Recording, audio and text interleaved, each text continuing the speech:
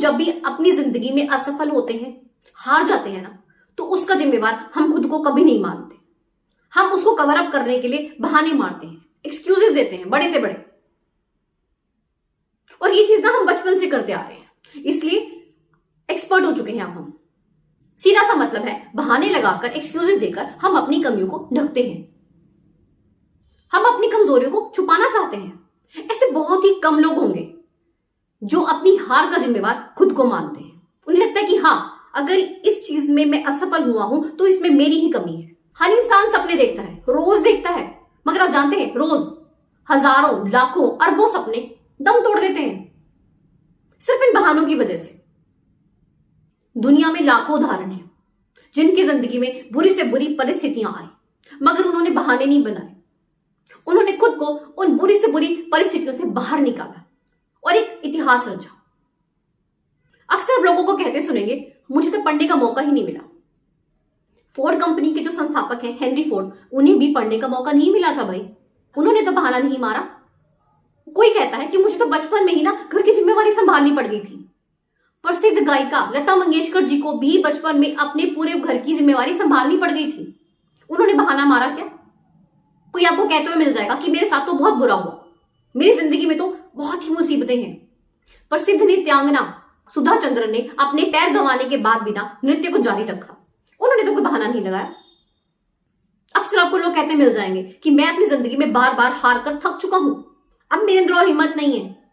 America के राष्ट्रपति Abraham Lincoln भी बहुत बार हारे थे। इतनी बार हारने के बाद वो राष्ट्रपति बने। उन्होंने कोई बहाना नहीं लगाया। अक्सर आपको लोग कहते मिल जाएंगे कि मैं तो एक बहुत ही गरीब घर में पैदा हुआ हूं, मैं तो क्या ही कुछ कर सकता हूं अपनी जिंदगी में। भारत के राष्ट्रपति एपीजे अब्दुल कलाम भी बहुत ही गरीब घर में पैदा हुए थे, मगर उनकी गरीबी उनकी सफलता के आड़े आई नहीं ना। ये सभी जानते हैं कि भारत के प्रधानमंत्री नरेंद्र मोदी जी अपने बचपन में स्टेशन पर चाय बेचते थे। आज वो किस मुकाम पर हैं? पूरी दुनिया उन्हें जानती है, उनकी फैन है, क्योंकि उन्होंने अपनी जिंदगी में बहानों को आगे आने नहीं दिया। कोई कहता है कि मेरी हाइट बड़ी कम है, मैं क्या ही करूं। भारत के क्रिकेटर सचिन तेंदुलकर की हाइट भी कम है, उन्होंने तो बहाना नहीं मारा। फेमस एक्टर आमिर खान, उनकी हाइट बहुत कम है और कितने सक्सेसफुल है वो, एक नाम है उनका। कोई कहता है कि मैं अपनी जिंदगी में डॉक्टर बनना चाहता था, कोई कहता है मैं इंजीनियर बनना चाहता था, कोई कहता है मैं पायलट बनना चाहता था, कोई कुछ कहता है, कोई कुछ कहता है, मगर हम बन नहीं पाए। एक से एक बहाने, एक से एक एक्सक्यूजेस। आप बन सकते थे, ऐसा नहीं है। बस आपने क्या किया ना, आपकी जो भी परिस्थितियां थी आप उनमें घिर कर रह गए। आपने एक बार भी उनसे बाहर निकलने का नहीं सोचा।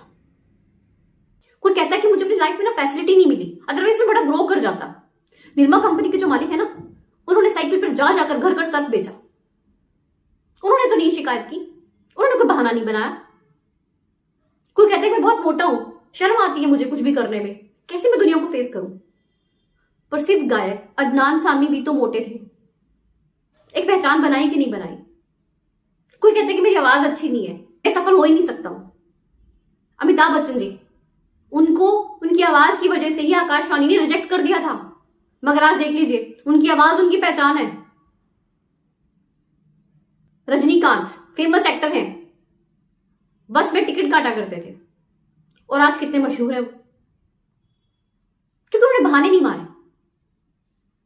डिसाइड आपको करना है, आपको बहाने मारकर अपनी जिंदगी को तबाह करना है या फिर खुद को जिम्मेवार बनाना है। एक जिम्मेदारी उठानी है कि हाँ, मुझे सफल बनना है, जो मैंने सोचा है मुझे वो करके दिखाना है। कोई भी इंसान खुद को खराब से खराब परिस्थितियों से भी बाहर ला सकता है। ये सभी उदाहरण हैं, और भी बहुत से उदाहरण हैं जो कि आपको मोटिवेट कर सकते हैं। आप ही डिसाइड करेंगे कि आपको जीतना है या हारना है, क्योंकि सिर्फ आप पर डिपेंड करता है। तो आप ये बहाने मारना बंद कीजिए, कोई एक्सक्यूजेस मत दीजिए, बस उठिए और आगे बढ़िए। मंजिल आपका इंतजार कर रही है, बस आपके उठने भर की देर है। वीडियो अच्छी लगी हो तो चैनल को सब्सक्राइब जरूर करें। मिलते हैं ऐसी एक नई मोटिवेशन वीडियो के साथ। धन्यवाद।